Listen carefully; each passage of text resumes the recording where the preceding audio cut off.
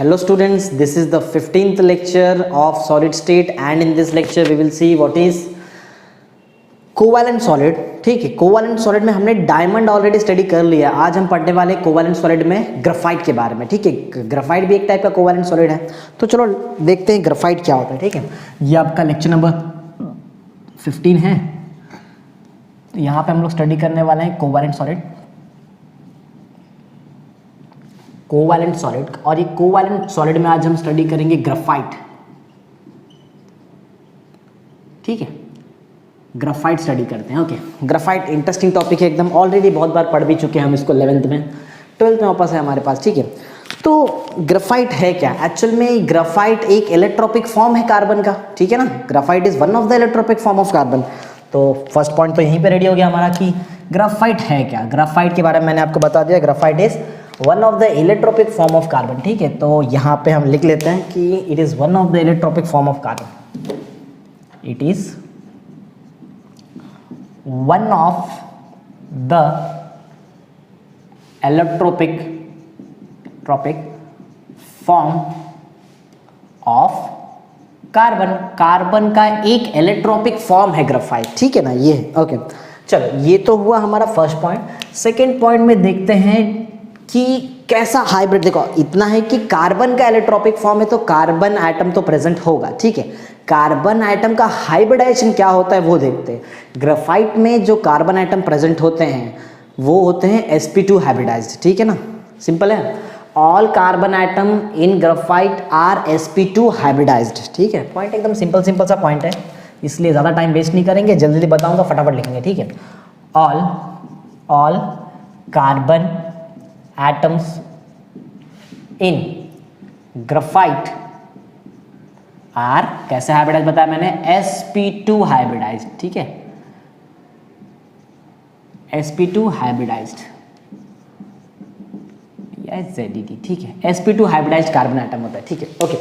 Third point में हम इसका स्ट्रक्चर देखते हैं कि ग्राफाइट का स्ट्रक्चर कैसे होता है। जैसे कि आपको पता है कि जो ग्राफाइट का जो एक कार्बन एटम होता है ना, एक कार्बन एटम 3 अलग अलग कार्बन एटम से बॉन्ड बनाता है। ठीक है, और जैसे ही एक कार्बन एटम 3 अलग कार्बन एटम से बॉन्ड बनाता है, कोवैलेंट बॉन्ड जब बनाएगा तो वो एक इंटरलिंक्ड 6 मेंबर रिंग बना देता है। ठीक है, क्या बनाता है? Interlinked 6 member ring. फिर से मैं बोलता हूँ, जरा ध्यान से सुनना। ठीक है, carbon atom in graphite is covalently bonded to 3 other carbon atoms. आप यहाँ पे देख सकते हो। ठीक है, एज्यूम करो ये जो पार्ट है ना, यहाँ पे ये वाला पार्ट कार्बन एटम है।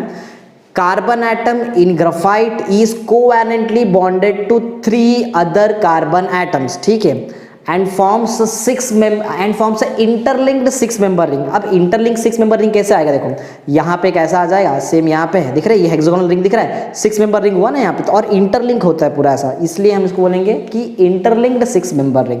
तो पॉइंट मेरा फिर से एक बार सुन लेना अच्छे से। एक कार्बन एटम 3 अलग अलग कार्बन एटम से बॉन्ड बनाता है। ठीक है, कोवैलेंट बॉन्ड ही बनाएगा क्योंकि हम कोवैलेंट सॉलिड पढ़ रहे हैं। और क्या बनाएगा? ये बनाएगा इंटरलिंक्ड 6 मेंबर रिंग। ठीक है, पॉइंट सिंपल है।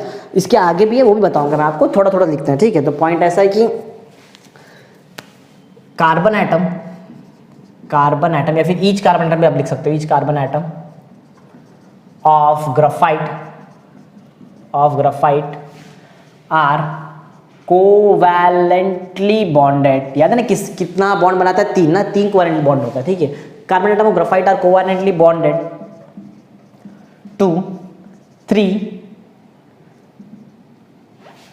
other sp2 hybridised carbon atom. ठीक है, मैंने अभी तक यहाँ पे क्या लिखा है? एक कार्बन एटम कोवैलेंटली बॉन्ड होता है 3 बाकी sp2 हाइब्रिडाइज्ड कार्बन एटम से, और क्या बनाएगा? Interlinked 6 member ring. मैंने आपको बताया ना, देखो सिंपल सा एग्जांपल समझो, ये कार्बन एटम है, ये 3 जगह बॉन्ड बनाएगा, 1 2 3। ठीक है, ऐसा सेम यहाँ पे जो होगा कार्बन एटम वो भी 3 जगह बॉन्ड बनाएगा, एक बन गया है, एक इधर आएगा, एक ऊपर आ जाएगा। सेम यहाँ पे जो कार्बन एटम है ये भी 3 बॉन्ड बनाएगा, एक बन चुका है और एक नीचे आएगा, और समझो एक कुछ यहाँ पे चला जाएगा ऐसा। फिर यहाँ पे जो कार्बन एटम है ये भी 3 बॉन्ड बनाएगा, एक तो बन गया है, दिख रहा है, एक बन गया है, एक यहाँ पे, एक यहाँ पे। यहाँ पे जो कार्बन एटम है ये भी 3 बॉन्ड बनाएगा, 3 कोवैलेंट बॉन्ड बनाएगा, एक बन गया है, एक यहाँ पे, एक नीचे। तो क्या दिख रहा है आपको यहाँ पे, और जो ये वाला कार्बन आइटम है ये भी 3 बॉन्ड बनाएगा, 3 कोवैलेंट, एक ऊपर है एक यहाँ पे। ऐसे ही करते करते अगर हम जाएंगे ना तो ये देखो क्या बन रहा है, ये इंटरलिंक्ड 6 मेंबर रिंग नहीं बन रहा है, देखो क्लियर दिख रहा है कि नहीं, इंटरलिंक्ड, देखो एक दूसरे से लिंक है ना, इंटरलिंक्ड 6 मेंबर रिंग, ऐसा बनता है ग्राफाइट। और ये एक लेयर है, इसके नीचे एक और लेयर आएगा, ठीक है। और वहाँ वैसे तो मैंने ये बोर्ड पे बनाया इसलिए ऐसा है, अगर आप 3 डायमेंशन में देखो ना तो ये लेयर को आपको ऐसा ऊपर पकड़ना पड़ेगा, बीच में गैप होता है, फिर सेम ये एक लेयर नीचे भी आता है, फिर गैप, फिर एक और लेयर नीचे आता है, मीन्स लेयर लाइक स्ट्रक्चर होता है ग्राफाइट का, ठीक है। तो आई होप समझ में आ गया, रब कर देता हूँ इसको, ठीक। तो आते हैं आगे यहाँ पे पॉइंट में, carbon atom of graphites are covalently bonded to 3, याद है 3 ये वर्ड क्यों बहुत ही, देखो 3 और 6 में कंफ्यूज नहीं होना, 3 बॉन्ड बन रहा है और 6 मेंबर का इंटरलिंक्ड रिंग बन रहा है, ये याद रखना, ठीक है। Each carbon atom of graphite are covalently bonded to 3 other sp2 hybridised carbon atom to form क्या बनेगा, टू फॉर्म इंटरलिंक्ड क्या, interlinked 6 member ring, interlink 6 member ring, ठीक है। 6 मेंबर रिंग बनेगा, 6 मेंबर्स का रिंग बनने वाला है, ठीक है। अच्छा, इसके बाद जैसे मैंने बताया कि एक लेयर बन जाएगा, इसके नीचे एक और लेयर आता है, ठीक है। तो ये जो 2 लेयर है ना, तो इसमें एक होता है क्या, यहाँ पे ना एक 2pz का ऑर्बिटल होता है, ठीक है। ग्राफाइट में एक 2pz वाला जो ऑर्बिटल है वो पाई बॉन्ड बनाता है, ठीक है। क्या बनाएगा वो पाई बॉन्ड बनाएगा, ठीक है। तो यहाँ पे बताता हूँ, द रिमेनिंग 2pz ऑर्बिटल, जो 2pz ऑर्बिटल होता है, द रिमेनिंग 2pz ऑर्बिटल क्या करता है, ये बनाता है पाई बॉन्ड, ठीक है। The remaining 2pz orbital forms pi bond, ठीक है। क्या बनाएगा ये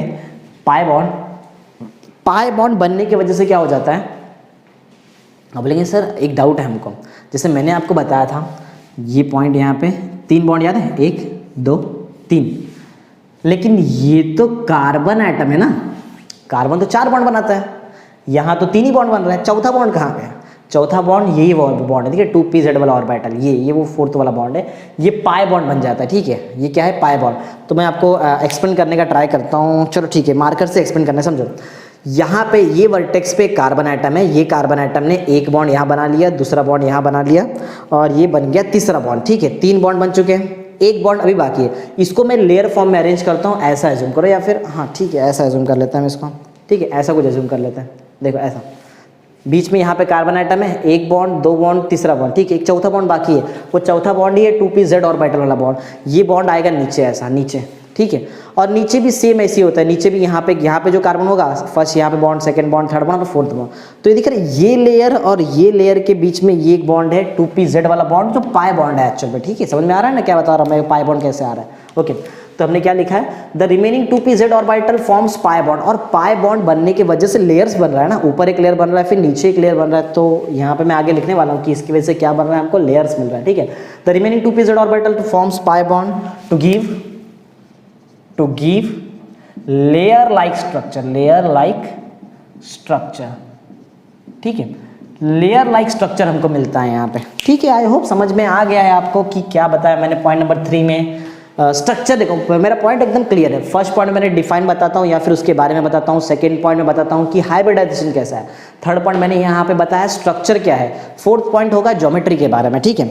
ज्योमेट्री देखते हैं आपको याद है कि नहीं। वैसे 2 dimensional planar hexagonal ring geometry का नाम है, ठीक है। क्या नाम है, 2 डायमेंशनल, क्योंकि 2 डायमेंशन में लेयर होता है ना, ऐसा जैसे मैंने बनाया था 2 डायमेंशनल, प्लेनार था ना, याद है ना, 2 डायमेंशन, क्योंकि लेंथ और ब्रेथ है, ठीक है ना, ये लेंथ और ब्रेथ है, ये लेंथ हो गया, ब्रेथ, तो 2, मैंने रिंग तो यही बनाया था ना ऐसा, तो 2 डायमेंशनल प्लेनार और हेक्सागोनल रिंग, याद रहेगा point, 2 dimensional planar hexagonal ring structure का नाम है, मीन्स ज्योमेट्री का नाम, ओके। तो ज्योमेट्री है वो भी लिख देता हूँ, it has 2 dimensional planar hexagonal 2 dimensional planar hexagonal ring, ठीक है ना, रिंग लाइक ज्योमेट्री, ठीक है। समझ में आ रहा है पॉइंट, ठीक है। थियोरेटिकल है, जल्दी जल्दी करेंगे फटाफट, ठीक है। 4 पॉइंट तो मैंने आपको बता दिया, ज्योमेट्री बता दिया। 5th पॉइंट होता है इलेक्ट्रिकल कंडक्टेंस के बारे में। इलेक्ट्रिकल कंडक्टर, सबको पता है graphite is a good conductor of electricity. Graphite good conductor होता है ना इलेक्ट्रिसिटी का। क्यों गुड कंडक्टर होता है? क्योंकि यहाँ पे हमारे पास एक डीलोकलाइज्ड ऑर्बिटल प्रेजेंट है, 2pz वाला orbital, D orbital pi bond जो बनाता है, ठीक है। क्योंकि हमारे पास एक डीलोकलाइज्ड ऑर्बिटल प्रेजेंट है, डीलोकलाइज्ड ऑर्बिटल में डीलोकलाइज्ड इलेक्ट्रॉन होता है, ठीक है। आई होप आपको पता होगा डीलोकलाइज्ड का मतलब क्या है। डीलोकलाइज्ड इलेक्ट्रॉन मींस एक ऐसा इलेक्ट्रॉन जो कहीं भी मूव कर सकता है, और अगर इलेक्ट्रॉन मूव कर सकता है तो इलेक्ट्रिसिटी कंडक्ट हो सकता है, ठीक है ना, सिंपल है। तो पॉइंट ऐसा है, fifth point, that the graphite is a good conductor of electricity and the reason is graphite has a delocalised orbital, that means delocalised electron, ठीक है ना। तो लिखते हैं फटाफट। पॉइंट नंबर 5 ये है कि ग्राफाइट जो है वो गुड कंडक्टर ऑफ इलेक्ट्रिसिटी है, ठीक है। ग्राफाइट इज या फिर इट लिखता हूं मैं, it is a good conductor of electricity. Electricity का गुड कंडक्टर, रीजन भी बताऊंगा मैं आपको, बिकॉज इट हैज, क्या है reason? Because it has delocalised orbital, because it has delocalised orbital, delocalised orbital है इसके पास, ठीक है। अच्छा, डीलोकलाइज्ड ऑर्बिटल तो क्या हुआ? क्योंकि डीलोकलाइज्ड ऑर्बिटल में डीलोकलाइज्ड इलेक्ट्रॉन है, ये रीजन है, ठीक है। दैट इज डीलोकलाइज्ड इलेक्ट्रॉन, ठीक है ना। तो पॉइंट्स क्लियर है सबको एकदम कि क्यों ये गुड कंडक्टर ऑफ इलेक्ट्रिसिटी है, रीजन मैंने आपके यहाँ पे लिखा के दे दिया, ठीक है। चलो पॉइंट नंबर 6 पर आते हैं। पॉइंट नंबर 6 में हमको बताना ये होगा, देखो क्या क्या पॉइंट बचा है। नेचर बचा है, ठीक है, कि ग्राफाइट का नेचर क्या होता है, और यूजेस देखना है हमको कि कहाँ यूज़ करते हैं हम इसको। एक चीज़ और यहाँ पे हम देख लेते हैं, इंटरमोलिकुलर फोर्स। तो मैं टोटल यहाँ पे आपको 8 पॉइंट्स बता दूंगा, ठीक है। 6th पॉइंट होगा इंटरमोलिकुलर फोर्स के बारे में। अभी जस्ट मैंने बताया लेयर लाइक स्ट्रक्चर होता है, लेयर लाइक, और जब लेयर लाइक स्ट्रक्चर है और आपको पता है ऑलरेडी कि जो ग्राफाइट है, ग्राफाइट का लेयर एक दूसरे पे स्लिप हो सकता है, मीन्स बीच में जो फोर्स ऑफ अट्रैक्शन होगा वो होगा वीकेस्ट फोर्स ऑफ अट्रैक्शन, और वीकेस्ट फोर्स ऑफ अट्रैक्शन होता है van der Waals force of attraction, ठीक है ना, सिंपल है एकदम। तो वो भी लिख लेते हैं। Point number 6, the layers of graphite, the layers of graphite, graphite का जो लेयर होता है, ठीक है, the layers of graphite are held together by कौन सा फोर्स ऑफ अट्रैक्शन, कौन सा फोर्स ऑफ अट्रैक्शन? सबसे weakest force of attraction, van der Waals force of attraction, ठीक है। The layer of graphites are held together by van der Waals force of attraction, जो कि सबसे वीकेस्ट फोर्स ऑफ अट्रैक्शन है, ठीक है। Point याद होना चाहिए आपको। पॉइंट नंबर 6 बता दिया मैंने आपको। चलो पॉइंट नंबर 7 में आते हैं और देखते हैं नेचर कैसा है ग्राफाइट का। बहुत सॉफ्ट होता है, ठीक है ना, ग्राफाइट एकदम सॉफ्ट होता है, तभी तो हम इसको लुब्रिकेंट जैसे यूज कर सकते हैं। लुब्रिकेंट पता है ना आपको, फ्रिक्शन रिड्यूस करता है ग्राफाइट। फ्रिक्शन क्यों रिड्यूस कर पाता है? क्योंकि एक लेयर ग्राफाइट का दूसरे लेयर पे स्लिप हो सकता है, ठीक है। तो सॉफ्ट नेचर का होता है एकदम। तो लिख लेते हैं फटाफट। पॉइंट ऐसा है कि it is soft, it is soft. ये जो मैं लिख रहा हूँ पॉइंट, ये नेचर है, ये ग्राफाइट का नेचर है, ओके। और सॉफ्ट क्यों है, रीजन लिख लेते हैं। बिकॉज रीजन आई होप सबको पता है ना क्या है reason. Because the layer of graphite can slide over each other, ठीक है, या फिर can move over each other. Because the layers of graphite can move over each other, एक दूसरे पे मूव हो सकता है ग्राफाइट का लेयर, इसीलिए क्या होता है, ग्राफाइट जो है ये सॉफ्ट होता है, ठीक है ना, सिंपल सा पॉइंट है। पॉइंट नंबर 8 है, कहाँ कहाँ यूज करते हैं इसको? बहुत जगह पे इसका यूज होता है एज अ लुब्रिकेंट, पहली बात तो यूज होता है, पेंसिल के लीड में हम इसको यूज करते हैं, ठीक है। तो बहुत जगह पे इसका यूज होता है। तो ये 2 चीज़ तो आप लिख लो यहाँ पे, बाकी एक्सेट्रा लिख देंगे, ठीक है। एग्जाम्पल में मैं तो आपको 2 एग्जाम्पल बता देता हूँ। जो फर्स्ट एग्जाम्पल है वो पेंसिल का लीड ना, पेंसिल लीड, ठीक है। दूसरा जो है वो लुब्रिकेंट, सॉलिड लुब्रिकेंट जैसे हम इसको यूज़ करते हैं, फ्रिक्शन रिड्यूस करता है, ठीक है, एक्सेट्रा। बहुत 8 पॉइंट फिर बता दिया मैंने आपको इसके बाद ना। देखो मैं ऑलरेडी बहुत इलाबरेट करके आपको बता रहा हूँ, ठीक है, इतना डिटेल में लिखने की जरूरत नहीं होती है। जैसे मार्क्स, जो मार्क्स पे क्वेश्चन है उसके हिसाब से, अगर आपको 3 मार्क्स का एक क्वेश्चन है तो सिर्फ और सिर्फ आपको इसमें 6 पॉइंट्स लिखना है बस, उससे ज़्यादा नहीं, क्योंकि ज़्यादा लिखने से मार्क्स नहीं मिलने वाला है, ठीक है। तो 3 मार्क्स के लिए एग्जाम में आता है, मैंने आपको 2 पॉइंट एक्स्ट्रा ही बता दिया है। तो जैसे आपको जो ईजी लगता है वो यूज़ करो। चलो एक फटाफट एक क्विक रिकैप देख लेते हैं क्या क्या देखा हमने। ग्राफाइट है क्या? ग्राफाइट एक एलोट्रोपिक फॉर्म है कार्बन का, ठीक है ना। फिर सेकेंड पॉइंट में देखा कि ग्राफाइट में जो कार्बन आइटम है वो हाइब्रिडाइजेशन कैसा दिखाते हैं, वो दिखाते हैं sp2 हाइब्रिडाइजेशन। थर्ड पॉइंट ये देखा कि जो ग्राफाइट का एक कार्बन आइटम होता है वो 3 कार्बन आइटम से लिंक होता है, 3 कार्बन आइटम से बॉन्ड बनाता है और 6 मेंबर का इंटरलिंक्ड रिंग बनता है, ठीक है। तो यहाँ पे हमने देखा कि 6 मेंबर का इंटरलिंक्ड रिंग दिख रहा है, ये बहुत इंपॉर्टेंट पॉइंट है। फिर ज्योमेट्री बताया मैंने आपको, 2 डायमेंशनल हेक्सागोनल, याद है ना, 2 डायमेंशनल प्लेनर हेक्सागोनल रिंग वाला ज्योमेट्री था, बहुत बड़ा नाम है, याद तो रखना पड़ेगा फिर भी आपको। 2 dimensional planar hexagonal ring like geometry, ठीक है। Good conductor of electricity, reason आपको पता है, डीलोकलाइज्ड ऑर्बिटल है, आई मीन डीलोकलाइज्ड इलेक्ट्रॉन है इसके पास।